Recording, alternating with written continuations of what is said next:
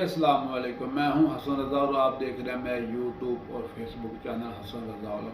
میری اکثر کوشش ہوتی ہے کہ ملکی حالات پہ اور جو ہمارے ملک میں آج کل چل رہا ہے اس موضوع پہ آپ کے ساتھ بات کروں۔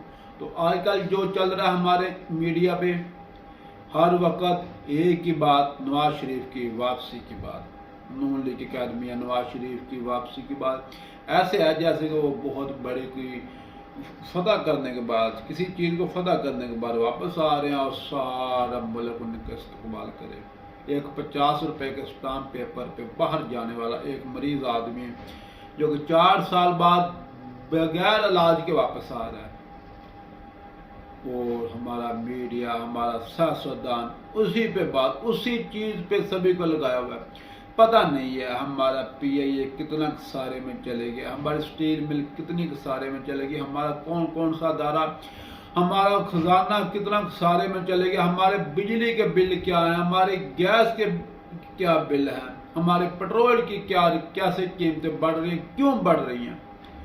سبھی میڈیا کو ایک سوچی سمجھی اسکیم کے تحت کہ ہر دفعہ مین خبر نواز شریف واپس آ رہا ہے۔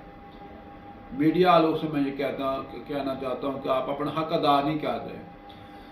آپ بجائے کہ قوم کے مسائل پہ بات کریں، ایک ایسے شخص پہ، ایسی جماعت کے بارے میں بات کر رہے ہیں کہ جو 4 سال باہر رہا اور اب وہ واپس آ رہا ہو۔ آپ واپس آئے گا بھی یا نہیں پتہ نہیں، مگر آپ بات پہ بات کریں۔ ہاں، جیسے کہ میاں نواز شریف، مریم نواز، سبھی کے سبھی نون لیگ غلام ماننا ذہن کے مالک ایسے پاکستان آتے ہیں جیسے کسی دوسرے ملک کا وزٹ کیا اور واپس اپنے ملک برطانیہ میں چلے گئے۔ آخر کب تک؟ اور وہ ان کو کوئی پوچھنے والا نہیں، کوئی روکنے والا نہیں، کوئی ٹوکنے والا، بلکہ ان کو پروٹوکول کے ساتھ ریسیو کیا جاتا ہے اور ان کو پروٹوکول کے ساتھ الوداع کیا جاتا ہے۔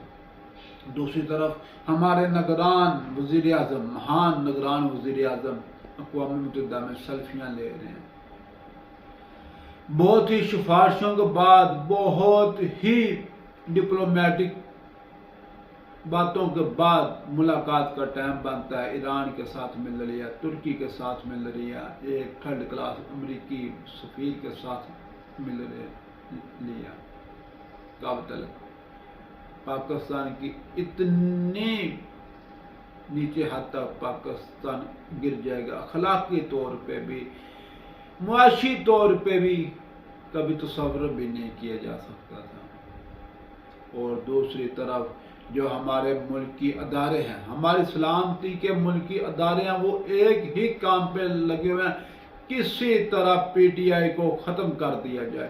اس عوام کے دل میں مہنگائی کا اتنا بوجھ اور عوام کے دل میں اتنا خوف ڈال دیا جائے کہ وہ ہمارے ہمیشہ کے لیے غلام بن جائے، کسی کو آواز اٹھانے کی جرت نہ ہو، کوئی جھنڈا لے کے نہ نکل سکے، کوئی اپنے حق کے لیے نہ نکل سکے۔ جو نکلے گا اس کو اٹھا لیا جائے گا، اور جس کو اٹھاتے ہیں اس کی ویڈیو بناتے ہیں اور ویڈیو شیئر کرتے ہیں تاکہ جو لوگ دیکھیں وہ ڈر جائیں، ان کے اہل و عیال ڈر جائیں، ان کے بیوی بچے ڈر جائیں، اور کسی میں بھی یہ جرت نہ رہے کہ وہ پوچھ سکے ہماری بجلی، ہمارا پیٹرول جو ہمارے بنیادی حق تھے، ہمیں کیوں اتنے مہنگے دام بک رہے ہیں، ہمارا کیا قصور ہے۔ 50 روپے پیٹرول پہ ٹیکس دے رہے ہیں، 17 روپے بجلی پہ ٹیکس دے رہے ہیں، ایک ماچس خریدنی ہو تو 1.5 روپے اس میں ٹیکس ہے، اور جو ٹیکس دے رہے ہیں ان کو یہ بھی پوچھنے کا حق نہیں کہ وہ ہمارے ساتھ کیوں ایسے ہو رہا ہے، کیوں ہر 15 دن بعد بجلی کا ٹکا، پیٹرول کا ٹکا، گیس کا ٹکا، جو حد تک جان بچانے والی دعاؤں کا ٹکا۔ مقصد ہے اس قوم کو پریز اللہ کو اٹھانا اور اٹھا کے پرچوں کی زد میں رکھنا، شیخ رشید کو اٹھا کے غائب کر دینا کہ یہ قوم ڈر جائے، سہم جائے۔ اور شیخ رشید و پرویز الہی 70 سال تک ان کے غلام رہے، ان کے کہنے پہ بولے، ان کے کہنے پہ چپ ہو گئے۔ جب ان کے ضمیر نے ان کو جھنجھوڑا، انہوں نے آزادی چاہی تو ان کو کال کوٹریوں میں قید کر دیا گیا کہ تمہاری جرت کیسے ہوئی، بے شک تم 70 سال کے ہو، 76 سال کے ہو، تمہاری جرت کیسے ہوئی، تمہاری ہمت کیسے ہوئی ہم سے آزادی مانگنے کی؟ تم غلام تھے اور غلام بن کے رہو گے تو ہی آزادی ملے گی۔ مگر انہوں نے جب آزادی چاہی تو ان کو غلام کر دیا گیا۔ ایک شخص جس کا نام قیدی 804 ہے، اس نے کیا مانگا؟ ایک حقیقی آزادی کا نعرہ لگایا، اٹک کے تھرڈ کلاس جیل میں، تھرڈ کلاس جیل میں، تھرڈ کلاس روم میں، سی کلاس میں اس کو رکھ دیا۔ یہی تمہاری اوقات ہے، یہی ہر اس شخص کی اوقات ہے جو ہم سے آزادی مانگے گا۔ کیوں؟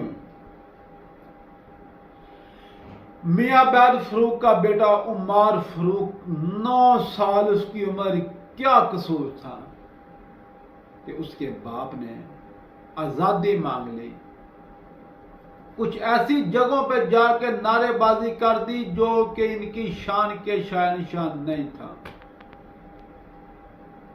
نعرے بازی کی، کسی کے کہنے پہ کی، چلو ورگلایا گیا ہوگا، چلو یہ مان لیتے ہیں، مگر اس کی اتنی بڑی سزا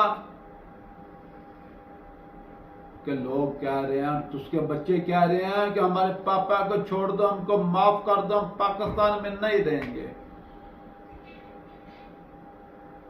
آپ کو ان بچوں کی دہائی کا واسطہ کہ عبید فاروق کو بہت سزا مل گئی، اس کو صلہ رحمی کے طور پہ معاف کیا جائے۔ جتنے بھی اسیر قیدی ہیں ان کو صلہ رحمی کے طور پہ معاف کر دیا جائے۔ چیف جسٹس صاحب، آپ نے عہدہ سنبھالا، آپ سے بھی ریکویسٹ ہے، 100 موٹو لیں، ان قیدیوں کو فرشتے منگائیں، کون کون قید ہے، کس کس جرم میں قید ہے، کیا کیا قصور تھا، مگر کچھ بھی نہیں ہوگا۔ نہ معاشی طور پہ نہ اخلاقی طور پہ کچھ ہو رہا ہے۔ ہر شخص ایک بندر بانٹ میں لگا ہوا ہے۔ آصف زرداری ہے، اپنے پتے کھیل رہا ہے، نون لیگ اپنے پتے، فضل الرحمان اپنے پتے، MQM اپنے پتے، ہر ایک کو اپنی فکر ہے، کسی کو بھی اس ملک کی فکر نہیں ہے۔ ایک نے فکر کی اور قیدی نمبر 804 اٹک جیل میں ہمیشہ کے لیے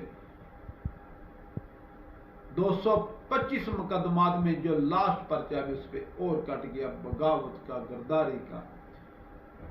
کیا بغاوت کی، کیا غداری کی، مگر پرچہ اس پہ کٹ گیا۔ رحم کرے اس ملک پہ خدا را۔ اللہ آپ کا اور میرا، ہم سب کا حامی و ناصر ہو۔